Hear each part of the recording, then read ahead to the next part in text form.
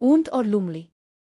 एक ऊंट और एक लुमड़ी बहुत अच्छे दोस्त थे और दोनों चोरी करने में भी माहिर थे। एक दिन दोनों दोस्तों ने फैसला किया कि वो दरिया पार करके करीब के एक खेत में जाएंगे ताकि वहां से खाना चरा सके।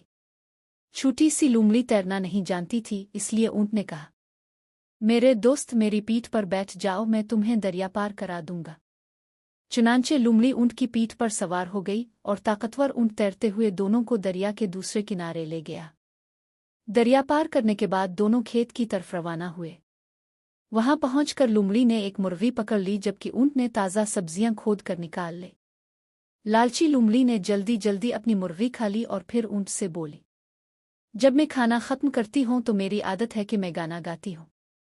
ऊंट ने सब्जियां चबाते हुए कहा, अभी मत गाओ, मैंने अभी खाना खत्म नहीं किया। अगर तुम गाओगी तो किसान तुम्हारी आवाज़ सुन लेगा। पहले मुझे खाना खत्म करने दो, फिर वापस जाते हुए जितना चाहो गाना गा लेना। लेकिन लुमड़ी ने अपने दोस्त की बात पर कोई तवज्जो ना दी और जोर जोर से गाना शुरू कर दिया। किसान ने आवाज़ सुनी तो फौरन हाथ में एक मोटा डंडा लेकर दौड़ता हुआ आ गया।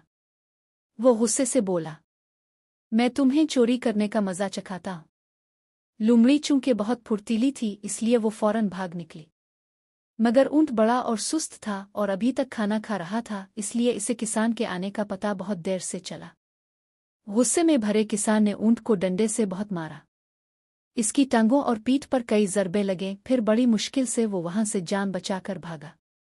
जब ऊंट दरिया के किनारे पहुंचा तो इसका पूरा जिस्म दर्द से टूट रहा था और वो अपनी दोस्त लुमड़ी से बहुत नाराज था। इसने पूछा, तुमने गाना क्यों गाया जबकि तुम जानती थीं कि किसान सुन लेगा और तुम ये भी देख रही थीं कि मैं अभी खाना खा रहा हूं। लुमड़ी ने बेपरवाही से जवाब दिया, क्योंकि ये मेरी आदत है। अब मुझे अपनी पीठ पर बिठाओ ताकि हम वापस घर चलें। ऊंट खामोशी से दरिया में उतरा और लुमड़ी को अपनी पीठ पर बिठाकर तैरने लगा। जब वो दरिया के बीच में पहुंचा जहां पानी सबसे ज्यादा गहरा और बहाव सबसे तेज था तो ऊंट रुक गया और बोला, जब मैं खाना खा लेता हूं तो मेरी आदत है कि मैं नहाता। लुमड़ी घबरा कर बोली, खुदा के लिए ऐसा मत करना, मैं तैर नहीं सकती। अगर तुमने नहाया तो मैं डूब जाऊंगी। ऊंट ने जवाब दिया, मुझे अफसोस है लेकिन खाने के बाद नहाना मेरी आदत है। ये कहकर ऊंट आहिस्ता आहिस्ता पानी में झुक गया। लुमड़ी की गिरफ्त छूट गई और वो तेज बहाव में बेबसी से हाथ पांव मारने लगी। वो चीखने लगी, बचाओ, बचाओ, मैं डूब रही हूं। ऊंट ने पूछा, क्या तुम्हें अपने इस खुदगर्जाना रवैये पर अफसोस है जिसकी वजह से मुझे किसान से मार खानी पड़ी?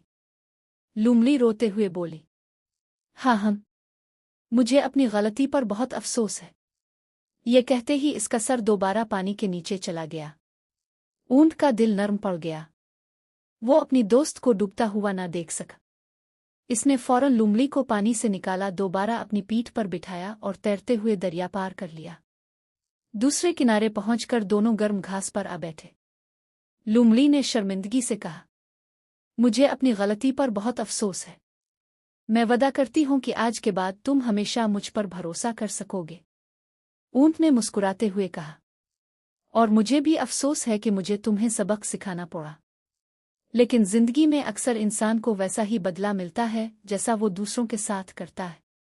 फिर दोनों दोस्त हंसने लगे और धूप में गर्म घास पर लूटपोट होने लगे, यहां तक कि उनकी गीली खाल खुश्क हो गई। इस दिन लुमड़ी ने एक कीमती सबक सीखा। इसे मालूम हुआ कि दोस्त से धोखा देना अच्छी बात नहीं, क्योंकि जो दूसरों के साथ बुरा करता है एक दिन इसके साथ भी वैसा ही हो सकता है। सबक, जैसा करोगे वैसा भरोगे।